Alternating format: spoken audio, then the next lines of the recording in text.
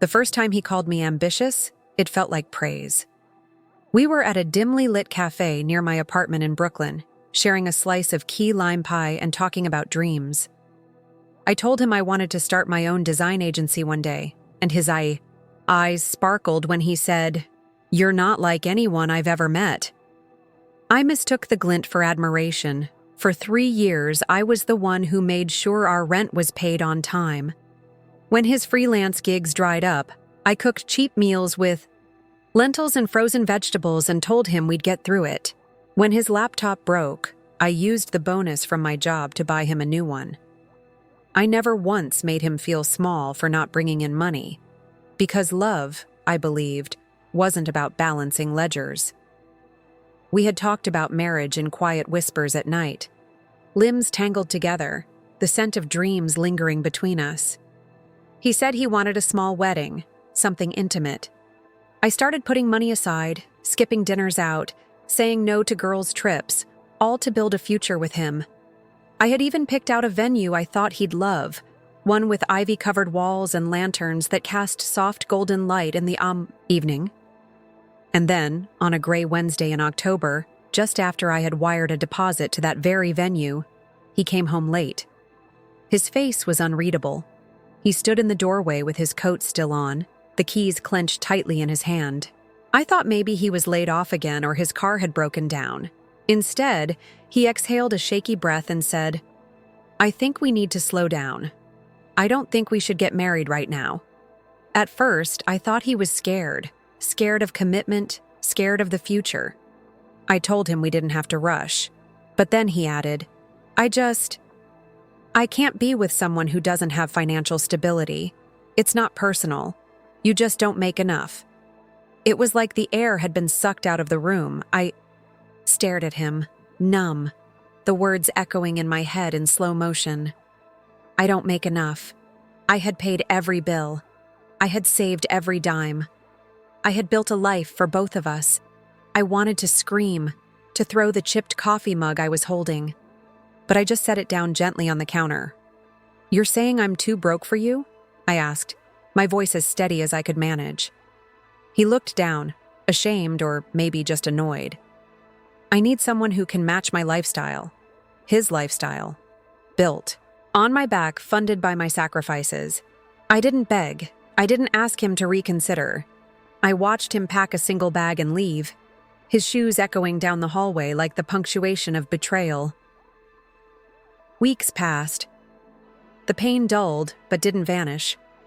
I deleted his number, blocked him on everything. I tried to move on until I saw a tagged photo of him online, dressed in a tuxedo, arm around a woman I didn't recognize, her hand on his chest, flashing a diamond the size of a small moon. My heart didn't shatter again, it steeled. I found the wedding date through a mutual acquaintance who still thought we were together. I smiled through gritted teeth as she asked if I was excited for your big day. I said yes. I didn't correct her, and then I got to work. I gathered everything: bank transfers, Venmo receipts, copies of rent checks, emails showing deposits I made, screenshots of messages where he begged for money, just until next week. I built a file thick with proof of who he really was, of what he really owed me. And on the day of his wedding, I dressed not in white, but in confidence. A fitted navy suit, heels sharp enough to slice lies in half. I walked into that venue, ivy-covered and glowing with lanterns, my venue, the one I'd found for us. They were just about to say their vows. The room was hushed, filled with the soft rustling of expensive fabrics and the clink of crystal glasses as guests waited for the final words to seal the union. He stood there at the altar, beaming with the hollow pride of a man who had convinced himself his sins would stay buried. The bride, elegant in a couture gown that probably cost more than my car, looked up at him like he was her salvation. I had to hand it to him. He had traded up in wealth, if not in soul. No one noticed me at ELI. First, I stood at the back, still and composed, watching the farce unfold. My heart beat calmly, like a judge awaiting the perfect moment to deliver the verdict. I clutched the thick manila folder in my bag and took a deep breath, letting the betrayal of the past few months fuel me. I didn't come to beg. I didn't come to ruin a wedding. I came for justice. Quiet, sharp, undeniable. The officiant asked the question. If anyone here has a reason these two should not be joined in holy matrimony, speak now or forever hold your peace. Silence stretched like taut wire. He smiled. The bride looked relieved, and then I stepped forward. My heels clicked with deliberate rhythm against the hardwood floor.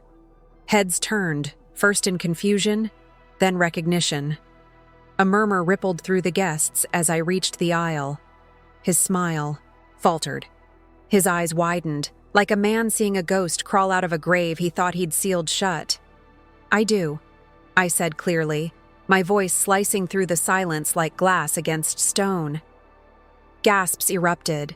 The bride turned her head sharply toward me, eyes narrowing with the instincts of a woman sensing a threat she didn't yet understand. He stammered, What is this? I'm the reason this man could afford to buy those shoes, that suit, maybe even this wedding, I said, slowly pulling the folder from my bag. But more than that, I'm the woman he called too broke to marry after I paid his rent, bought his groceries, and covered his debts for 3 years. The silence was suffocating. I opened the folder and let the papers speak for me. I passed them to the nearest table, where a curious aunt in a teal fascinator took them with trembling fingers and began reading aloud. One $200 rent payment, February. Venmo. Baby, I swear I'll pay you back Friday. Credit card payment, April. Laptop receipt, August.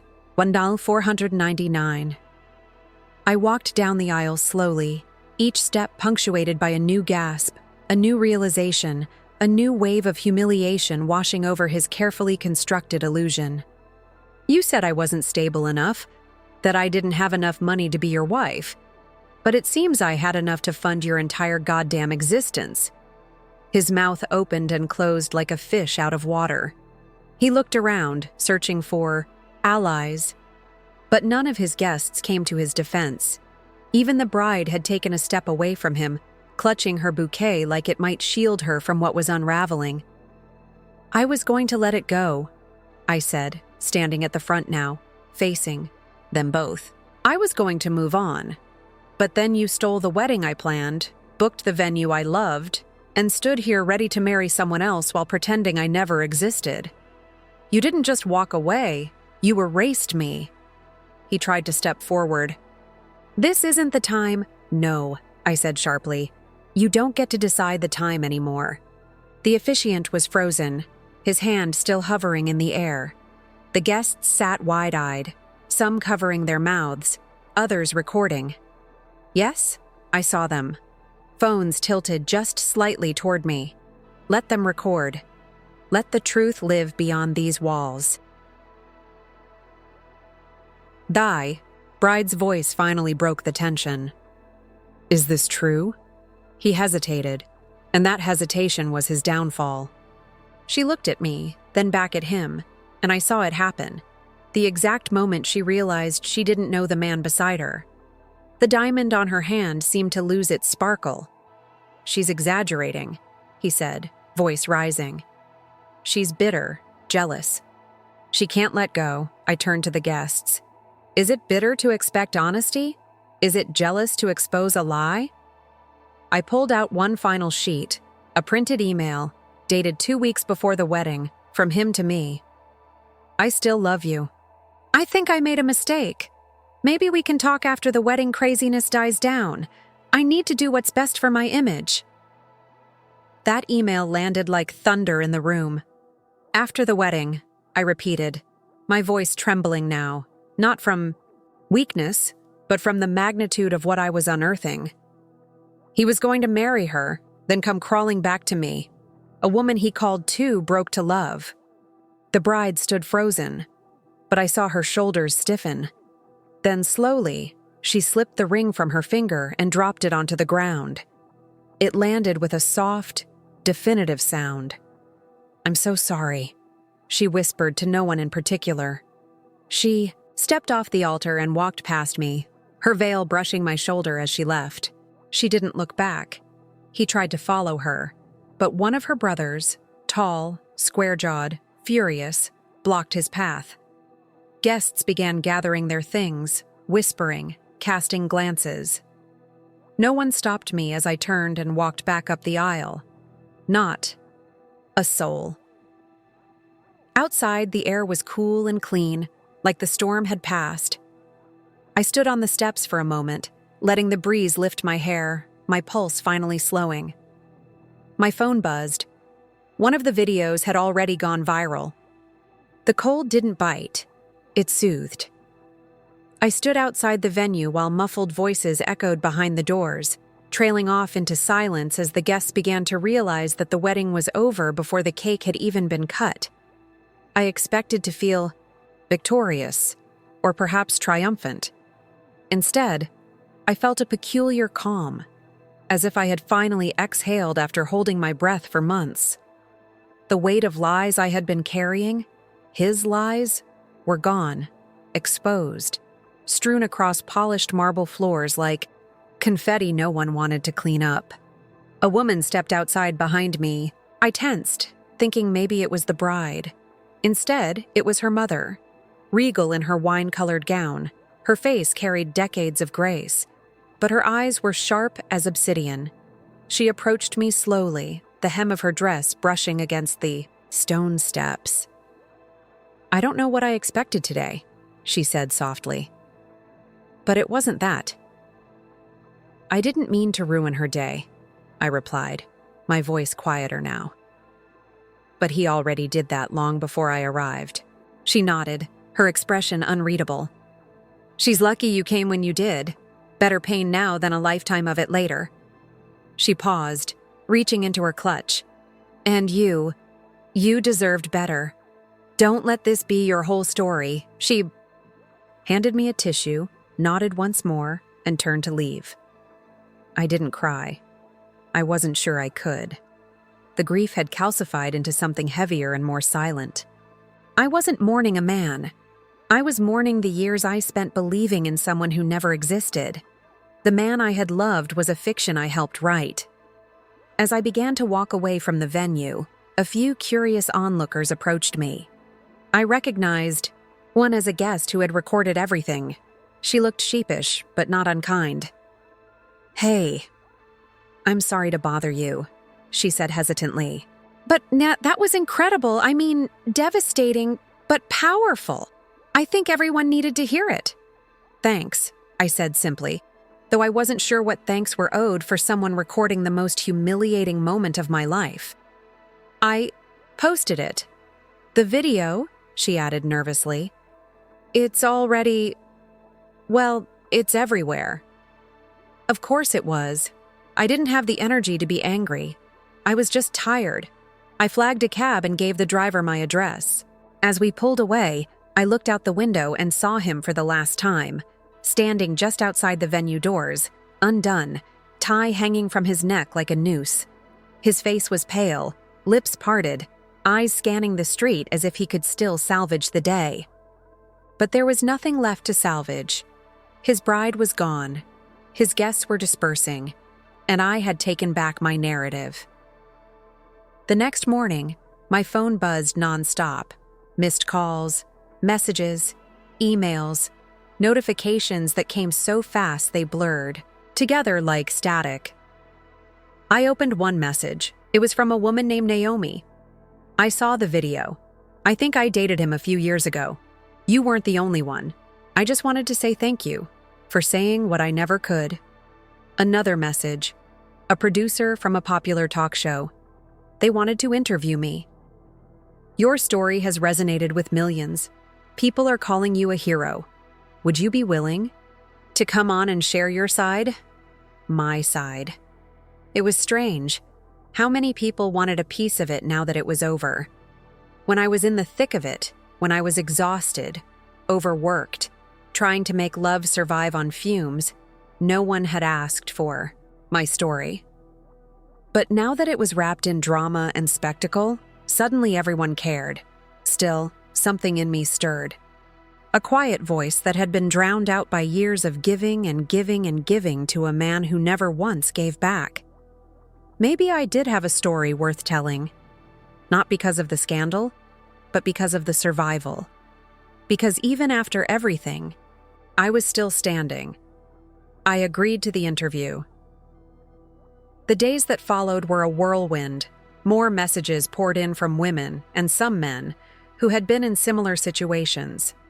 Used, discarded, rewritten in someone else's story as the villain or the footnote. People called me brave. Some called me petty. Others said I should have handled it quietly, with dignity. But where was the dignity in being silent?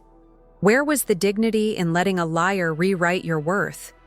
I told the truth, and for once, people were listening. The interview aired a week later. I wore a tailored red dress and kept my voice even when they showed a clip from the wedding. I didn't watch it.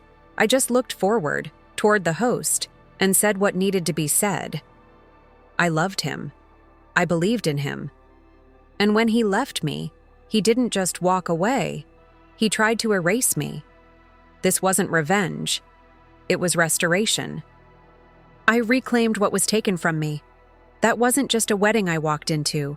It was a mausoleum for my old self. I buried her there, and I left. The audience clapped. Some people cried. The host squeezed my hand, and for the first time, in a long time, I felt something that resembled peace. After the show, I walked outside into the early evening light. People passed me on the sidewalk, some nodding in recognition, others oblivious. I liked it that way, half known, half anonymous. I was no longer the woman who had been abandoned.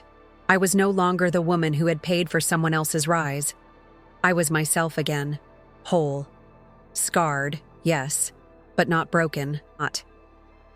The peace didn't come all at once. It arrived in pieces, like light creeping through curtains after a sleepless night. The world had moved on, but I remained in the quiet aftermath, sorting through the emotional rubble. I thought the viral video, the interview, the public validation would feel like an ending. But healing isn't a conclusion. It's a slow, deliberate unlearning.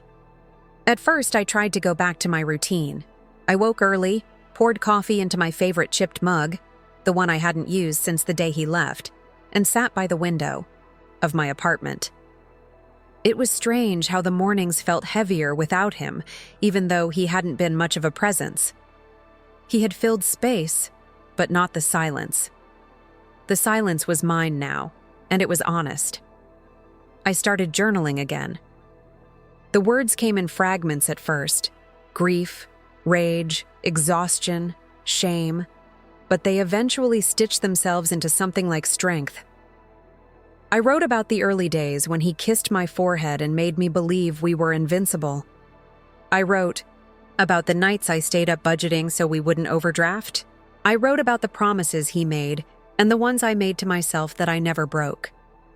A few weeks after the interview, I got a message from the venue coordinator, the same woman I'd spoken to when I booked it for what I thought would be our wedding. I saw the video. I had no idea. If you ever want to use the venue again, no charge. You deserve to reclaim it on your own terms. I stared at the message for a long time, unsure how to respond. Was it pity? Or was it solidarity? Either way, it felt like a gift, and for the first time in a long time, I let myself smile without guilt. I didn't plan a party or a vow to myself.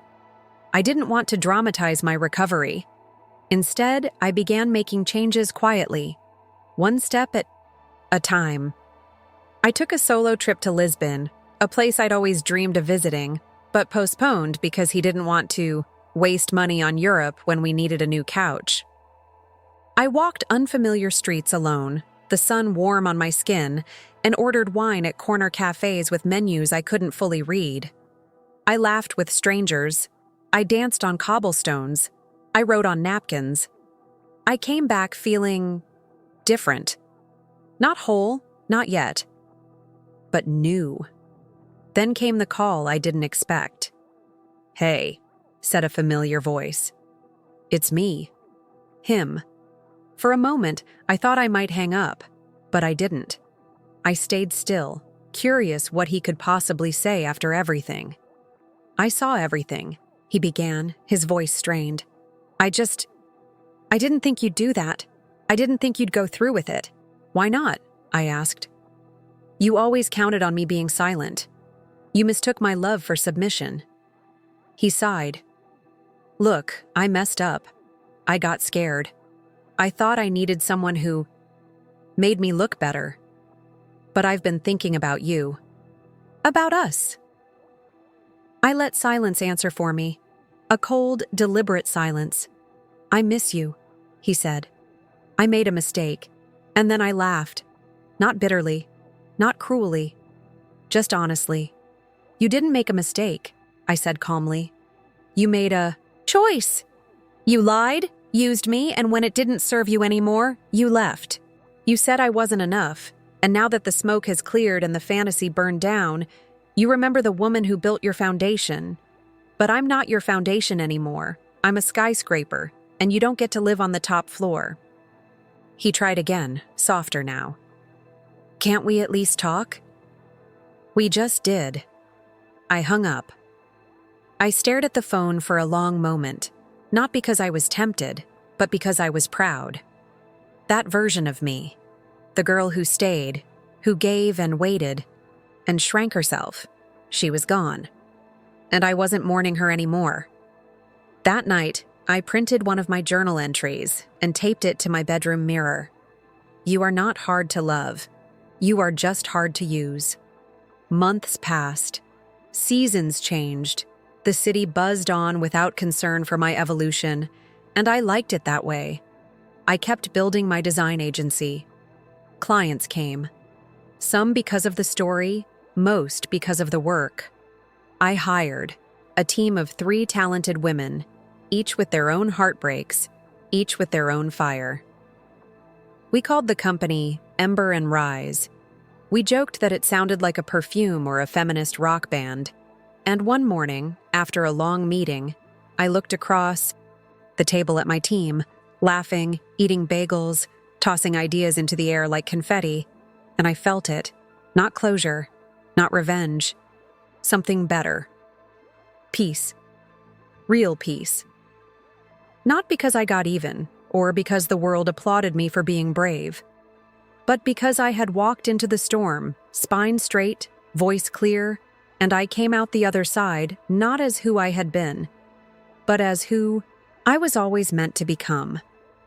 One evening, just before winter returned, I stood outside that ivy-covered venue again. No event, no people. Just me, wrapped in a long coat, gloves on, watching the golden light pour through the tall windows. I didn't feel anger. I didn't feel grief. I just stood there, whole and quiet, in front of the place where I buried a version of myself and planted the seeds of someone new, someone free, someone wealthy in all the ways that mattered.